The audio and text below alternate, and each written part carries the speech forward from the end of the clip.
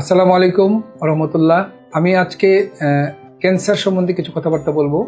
Cancer কি জিনিস, cancer কেন অত্যন্ত গুরুত্বপূর্ণ, ক্যান্সার সাধারণত কোথায় কোথায় বেশি হয় এবং কাদের বেশি হয়, এবং বিশেষ করে সবচেয়ে বেশি হয় লাং ক্যান্সার গ্লোবালি।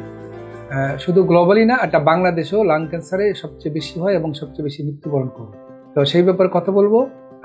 এই ম্যানেজমেন্ট সম্বন্ধে আমাদের কতটুকু সক্ষমতা আছে এটা তুলে ধরবো, এবং আমাদের আরো কি কি সক্ষমতা অর্জন করা দরকার। তো শুরুতেই আমি ক্যান্সার সম্বন্ধে কিছু ধারণা দেই যে ক্যান্সার কাকে বলে।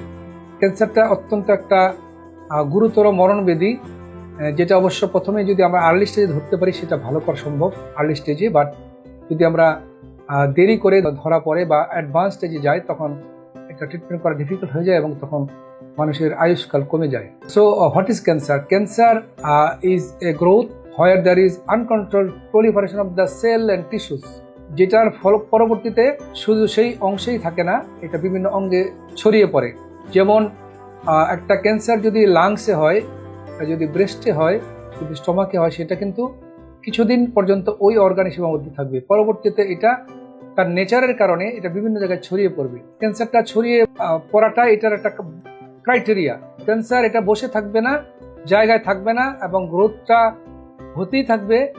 এটা অনিয়ন্ত্রিত গ্রোথ হবে টিস্যু এবং সেলসের, এবং এটা যে কোনো জায়গায় চলে যাবে শরীরে। তো সেটাই ক্যান্সারের স্পেশাল লক্ষণ। এবং আমরা যদি যে প্রাইমারি অর্গানে ক্যান্সার হয়, যেমন যদি ব্রেস্টে ক্যান্সার হয়, যদি লাংসে ক্যান্সার হয়, সেটা যদি ব্রেস্ট লাং যদি অপারেশন করেও ফেলি, এই টিস্যুটা যেখানেই যাবে সেখানে সেটা আবার ওখান থেকে এটা বংশ বিস্তার করবে। এটাই ক্যান্সারের ধরন। আমি আরেকটু বুঝিয়ে বলি। যেমন আমরা যদি মনে করি একটা অ্যাবসেস, যে কোনো একটা ইনফেকশন, সেটা কিন্তু আমরা ওই প্রথমে একটা জায়গায় থাকে, ওই জায়গাটা যদি আমরা অপারেশন করে ফেলতে পারি, বা বিনাইন টিউমার যদি অপারেশন করতে ফেলতে পারি, সেটা কিন্তু ভালো হয়ে যায়, একেবারে ভালো হয়ে যায়।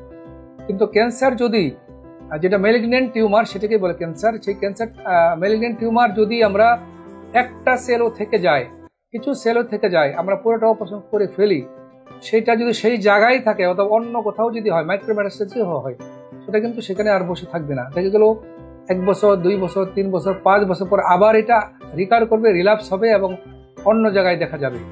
এইটাই ক্যান্সারের বৈশিষ্ট্য। বিনাইন টিউমার এবং অন্যান্য রোগ থেকে এটাই পার্থক্য, যে ক্যান্সার সেল যদি থেকে যায় সেই জায়গায় হোক বা দূরবর্তীতে হোক, এটা আবার একটা সেল থেকেও আবার বা কিছু সেল থেকেও আবার সারা শরীরে ছড়িয়ে পড়তে পারে। তো সুতরাং ক্যান্সার একটা মারাত্মক ব্যাধি, এবং এটা যদি প্রথমেই যদি আমরা সমূলে ট্রিটমেন্ট না করতে পারি, এটা প্রগতিতে ভালো হয় না। এখন আমরা একটু কথা বলি যে সলিড টিস্যু ক্যান্সারের বিশেষ করে কোন ক্যান্সারগুলি বেশি হয়ে থাকে আমাদের মধ্যে বা আমাদের দেশে বা গ্লোবালি। তো দেখা গেছে যে গ্লোবালি পৃথিবীর অন্যান্য দেশে মতোই কিন্তু ডেটা আমাদের দেশেও একই রকম, বিশেষ করে ইনসিডেন্সের বেলা, প্রিভ্যালেন্সের বেলা। আমি একটু এক্সাম্পল দিয়ে বলি।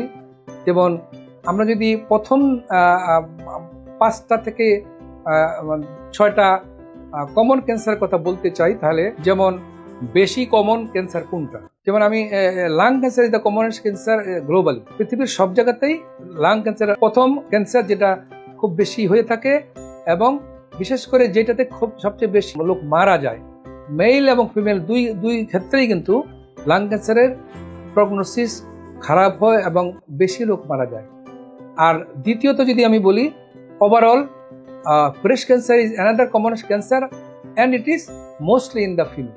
আর তার পরবর্তীতে যে ক্যান্সারগুলি আছে, common cancer, stomach cancer, colon cancer, pancreatic cancer, liver cancer, uterine cancer, জরায়ু ক্যান্সারও কোয়াইট কমন ফিমেলদের ক্ষেত্রে, এবং অন্যান্য যে কোনো অঙ্গের ক্যান্সার হতে পারে, হেড নেক ক্যান্সার। এবং আমরা যে আগেই বলেছি যে হেড নেক ক্যান্সারের মধ্যে কিন্তু ওরাল ক্যান্সারও ইনক্লুডেড। তো ওরাল ক্যান্সার, হেড নেক ক্যান্সারও কিন্তু কোয়াইট কমন। এবং স্কিন ক্যান্সারগুলা খুব কমন না, যেমন মেলানোমা, স্কোমাস সেল কার্সিনোমা, বেজাল সেল কার্সিনোমা, এগুলো খুব বেশি কমন না। বাট মেলিগন্যান্ট মেলানোমাটা বিশেষ করে ওয়েস্টার্ন কান্ট্রিতে অনেক কমন। এটা ট্রিটমেন্টও ভালো, বাট ইট ইজ অ্যাগ্রেসিভ।